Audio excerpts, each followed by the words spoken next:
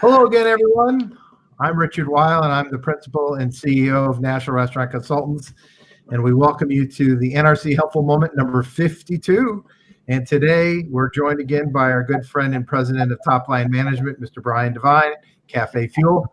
And Mark Valente is our featured guest today, who is a real estate broker for Sanborn & Company, who is really the leading food service and hospitality industry restaurant real estate group in the entire Front Range of Colorado.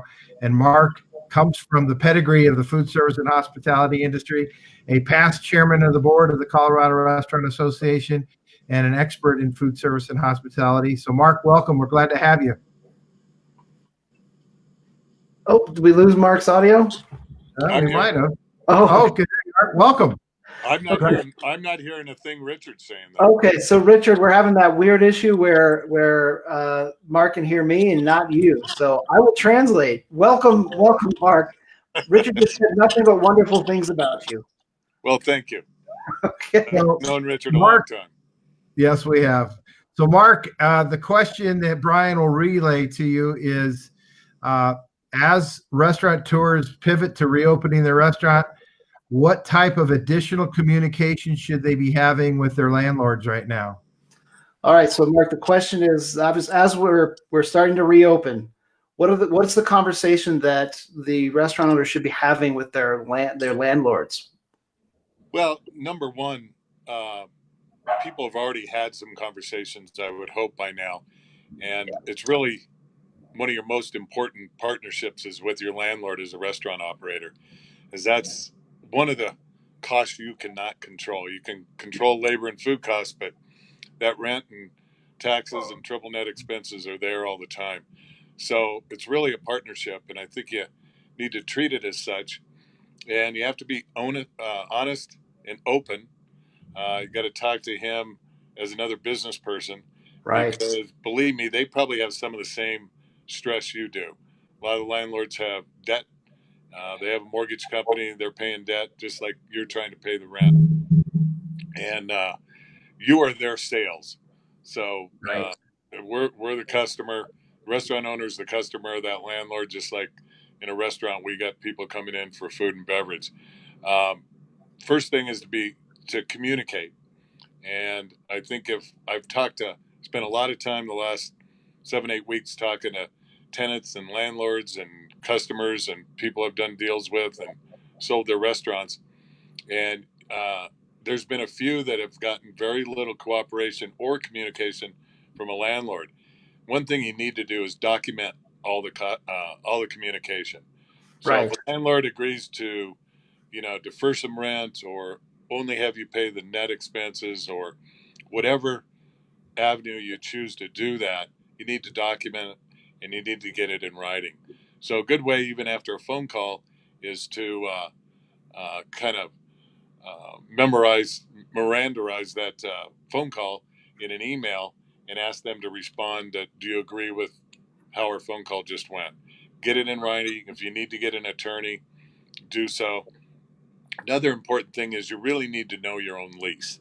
So review your own lease, talk about some of those things. If there's things you don't understand, consult your attorney. The next thing is really how we're in this together. How are we both going to be successful? And I think just like you want customers in the door, he wants to get the rent paid. Yeah, that makes sense. Are we seeing any rent renegotiated or possibly pivoting over to more percent rents so that you've got some at least base rent and obviously the triple net's being paid, but as we reopen with 25 or 50% capacity, that landlords are open to think about a percent rent, which normally we don't like, but now might be a good idea. The question is, are you starting to see some maybe percentage of rent as opposed to full rent based on the fact that they're not able to fully open? I haven't had that experience in the people I've talked to. Most of it in these early 2 months have been deferred or paying the triple net expenses, but that would be a suggestion of mine, is to pay percentage of sales, or if you're only open to 50% capacity, maybe a percentage of that capacity can be paid. Landlords for sure want to get their triple net expenses paid, the taxes, insurance, and common area maintenance. That's money out of their pocket. So that's the first thing to kind of attack with your landlord, so that he's not coming out of pocket. He then has to pay his mortgage if he has debt. Um, if he's a larger landlord, he's got a staff of people, clerical people, accounting people. He still has bills just like you do. So you need to come to an agreement, and I think a percentage rent is a good way to go. Very nice. Is it something that you as a real estate, I'm sorry.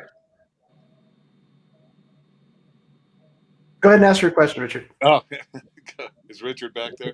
Yeah. Yeah. So is there something as a real estate professional that you would say to the folks listening out there, contact your professional realtor, and a realtor who understands commercial real estate and specifically hospitality, because right now advice is out there, but you want to make sure you're getting advice from somebody who really understands and can really help direct you with some information.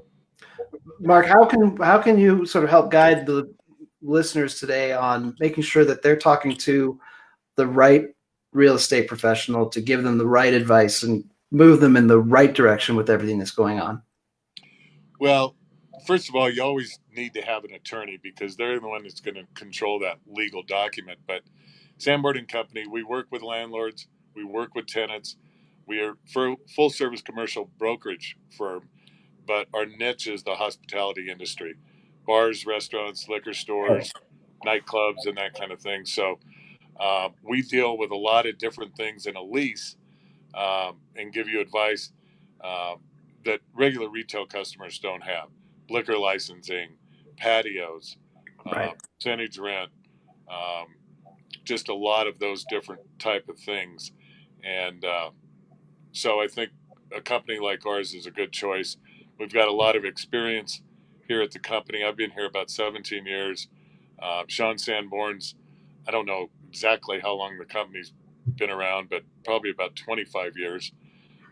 Mark Thomas in our office been here probably a good 12, 15 years, and he is the only one without a hospitality background, but he is an attorney by trade. So while he doesn't wear that attorney hat, he's got good advice and people we can always bounce things off of. We've got some newer brokers, David Zaradnik and Nick Gaultier, both chefs in the Denver area for a long time. And then our newest broker, Jason Forgy, has a really strong background in the brewing industry. Owned a restaurant and bar here that was really prominent in their kind of craft beer selections, and he's going to kind of work in the whole brew pub and brewery industry or segment of our firm. Nice. So we've got a lot of experts in different areas. Well, thank you, Mark. Brian, do you have a couple of thoughts on some marketing today? Yeah, real quick, because Mark, obviously when he first started talking, it was about communicating, right? Hopefully you have already communicated with your landlord, right? So let's take that step further with your marketing. And I want you to also be thinking that communicating to your market is one step, but communicating to your list, to the people that have already raised their hand and say, we like you, that is where the real value is. And that's why some of the restaurants, the larger firms that have huge lists, they're not suffering like a lot of the smaller shops. So build your list. Build it today, build it now. I mean, the best time to build your list is 2 years ago, but if you can't do that, start today. So please, please, please build your list. If you have questions about how to do it, reach out to us. We are happy to answer any questions that you have and help you get that process started. All right, and that's all I have for today. And we've got clients from Virginia to California to Colorado and in between that are helping with this process that Cafe Fuel Top Line Management can do. So I don't think I've got anything else for today. You might ask, does Mark have anything else? Mark, is there anything else you want to add before we round off? I think kind of going back to just 2 points about that being a partnership, the last thing your landlord wants is empty space and you're not paying rent. Even if you're not paying rent now, you plan to in the future, and knowing your lease well, talking to an attorney, and talk on a business level, not in a threatening way, because that can hurt you in the long run. So being face to face, document, memorialize things, and try and work it out so it but you can be there for a long-term tenant and he can have somebody long-term paying rent because he doesn't want to go remarket it. We don't know what's going to happen in the future. He's going to be paying commissions. Best thing is to work it out. And if we can help a tenant out there or a landlord out there, we're happy to do that. And we're here, and we've got the other thing is the Colorado Restaurant Association has a lot of resources as well, and a good group to reach out to. And Richard and I have been involved with the association for a long time, so we know how valuable they are with different things as well. Excellent. That's great advice. And in fact, Mark and I have tag team. Probably one last thing is hopefully